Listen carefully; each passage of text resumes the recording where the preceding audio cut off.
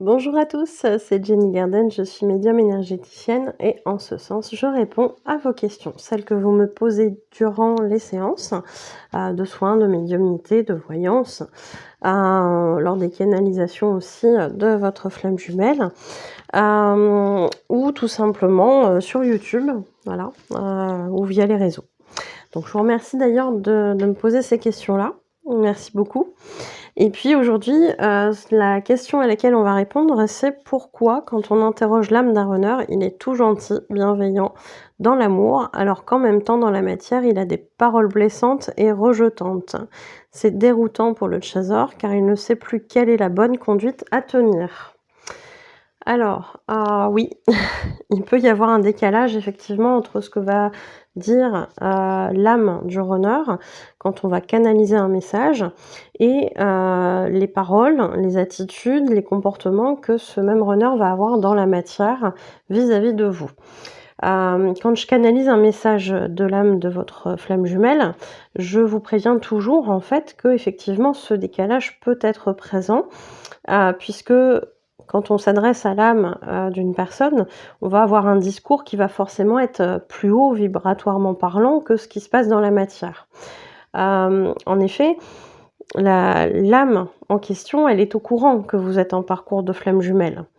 L'âme en question, elle sait ce qu'il se passe dans la matière et à ce titre, effectivement, elle est amenée parfois à vous conseiller ou à vous donner des explications de ce qui se passe justement dans la matière. Pourquoi votre runner ou votre chaser, parce qu'on pourrait aussi canaliser des âmes de chaser, c'est pourquoi il y a eu ces comportements-là dans la matière en fait? Qu'est-ce qui s'est passé potentiellement pour en arriver à ce résultat-là?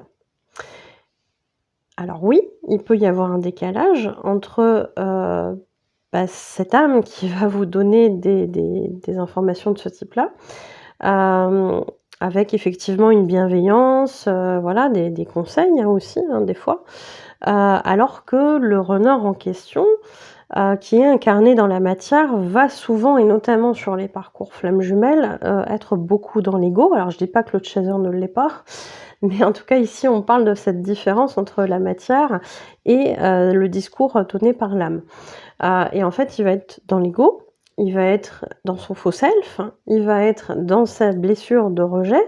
Donc oui, forcément il peut avoir des blessures, des paroles, des comportements qui vont rejeter son chaser, hein. Je rappelle que tout ça, ça a un sens sur le parcours également, c'est pour faire travailler son chaser.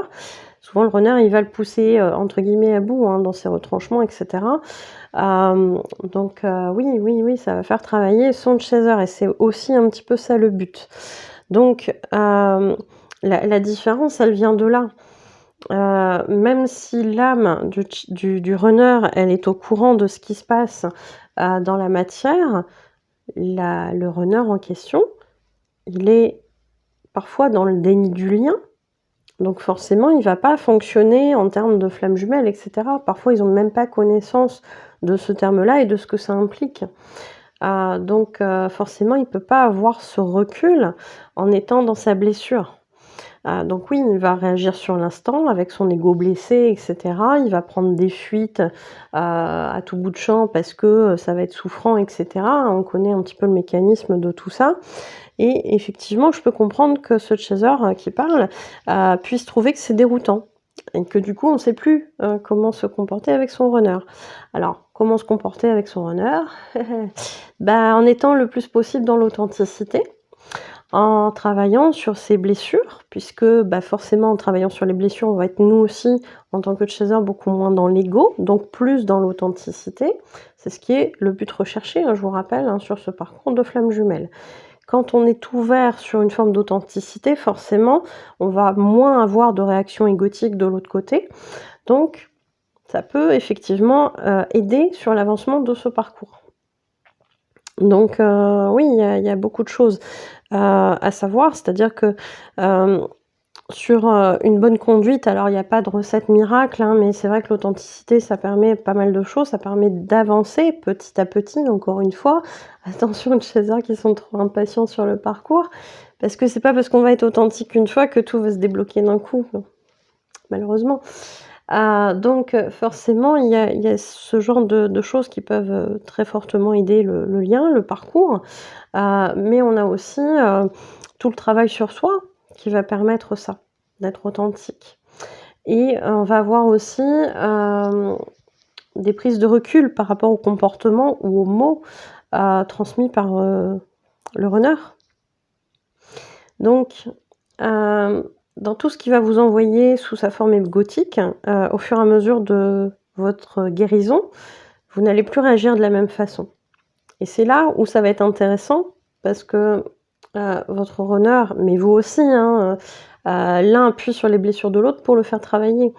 Donc il va appuyer sur ce qu'il va sentir, inconsciemment, qu'il est nécessaire pour vous de travailler et quand tu auras plus, voilà, j'appuie sur le bouton, il se passe plus rien, ça va décanter aussi pas mal de choses, vous voyez?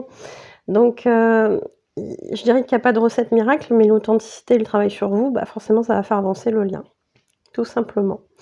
Voilà, je vous remercie de m'avoir écoutée. N'hésitez pas à poser vos questions si vous en avez, à mettre des commentaires, à partager et cetera. Abonnez-vous. Merci beaucoup. À bientôt.